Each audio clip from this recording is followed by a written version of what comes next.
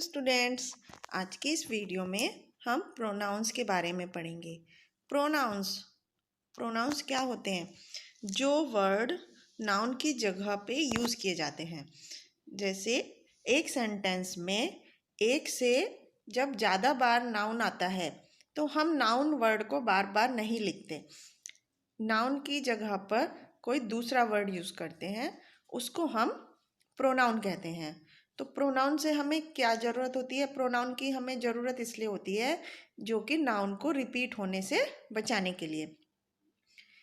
Pronounce noun की जगह पर यूज़ किए जाते हैं सेंटेंस में। जैसे कि we will go to market. Pronouns जो होते हैं वो कई तरह के होते हैं। पर्सनल प्रोनाउन क्या होते हैं?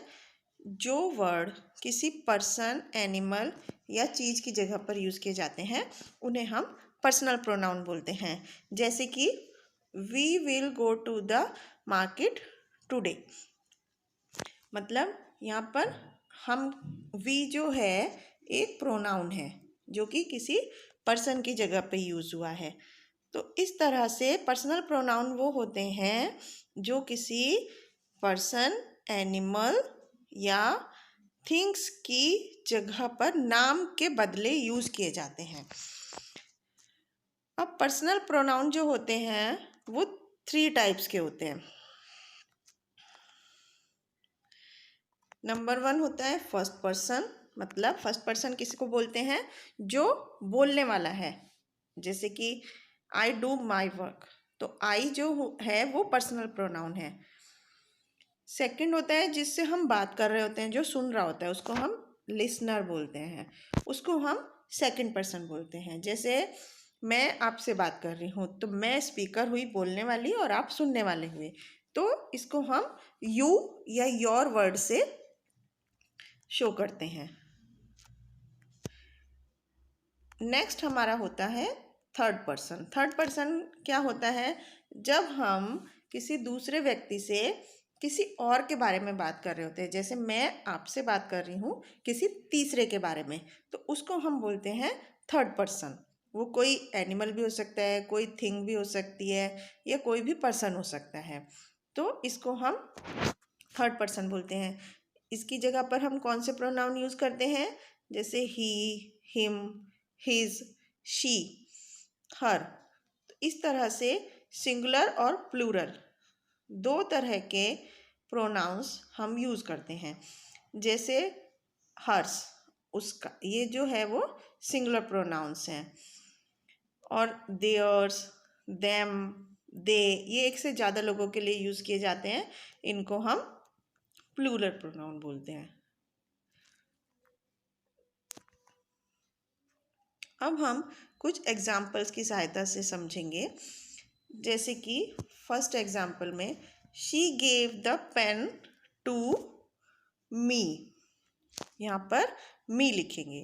Next, my mother took us to the circus, यहाँ पर जो अस है वो प्रोनाउन यूज होगा। She borrowed a copy from him, यहाँ पर हम हिम प्रोनाउन यूज़ करेंगे। तो इस तरह से अलग अलग जगह पर हम अलग अलग प्रोनाउन वर्ड यूज़ करते हैं। नेक्स्ट हमारा आता है डिमोन्स्ट्रेटिव प्रोनाउन। डिमोन्स्ट्रेटिव प्रोनाउन क्या होता है? डिमोन्स्ट्रेटिव प्रोनाउन किसी चीज़ की तरफ इशारा करने के लिए बताया जाता है, कि हम इशारा करके बताते हैं कि उस चीज़ के बारे में हम बात कर रहे हैं। किसी चीज़ को पॉइंट आउट करते हैं। वो चीज़ कुछ भी हो सकती है। जैसे कुछ लोगों के बारे में बात कर सकते हैं, किसी ऑब्जेक्ट के बारे में बात कर सकते हैं। तो इस वर्ड को दिखाने के लिए, इस चीज़ को दिखाने के लिए जो वर्ड यूज़ होते हैं उनको हम डिमोन्स्ट्रेटिव प्रोनाउंस बोलते हैं। जैसे कि this chair, that chair, this person, those person. तो ये जो दिस, दैट, दीज, दोज, ये जो वर्ड्स हैं ये डिमोन्स्ट्रेटिव प्रोनाउन होते हैं। अब हम इसको कुछ एग्जाम्पल्स की हेल्प से और अच्छे से समझेंगे। Can you pass this to me please, I can't reach the top shelf. Can you pass that to me. अब शेल्फ दूर है तो वहाँ दूर को बताने के लिए हम दैट का प्रयोग करते हैं, और जब कोई पास की चीज़ बता रहे होते हैं तो हम दिस का प्रयोग करते हैं, या प्लूरल होता है तो दीज का यूज़ करते हैं। नेक्स्ट हम पढ़ते हैं रिलेटिव प्रोनाउंस के बारे में। रिलेटिव प्रोनाउन क्या होते हैं? जो वर्ड नाउन को वर्ड के ग्रुप से जोड़ता है, जैसे कि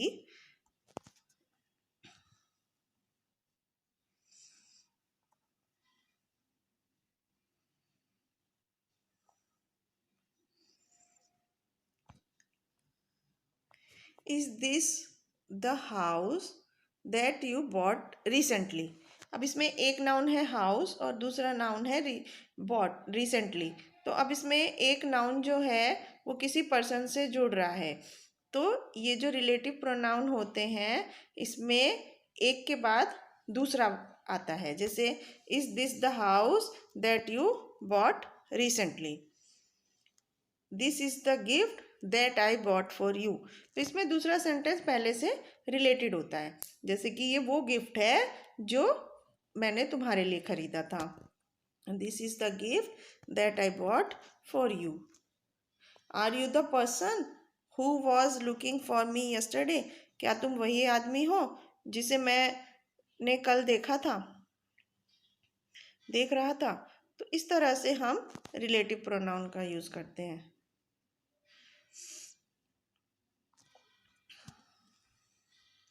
अब हम इसको एक एग्जाम्पल की सहायता से समझेंगे।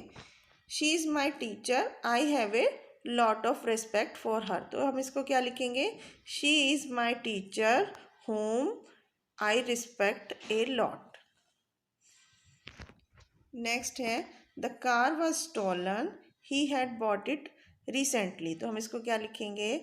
The car was stolen which he had bought recently.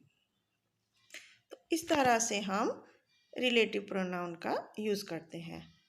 Next हमारा आता है रिफ्लेक्सिव प्रोनाउन। रिफ्लेक्सिव प्रोनाउन क्या होता है?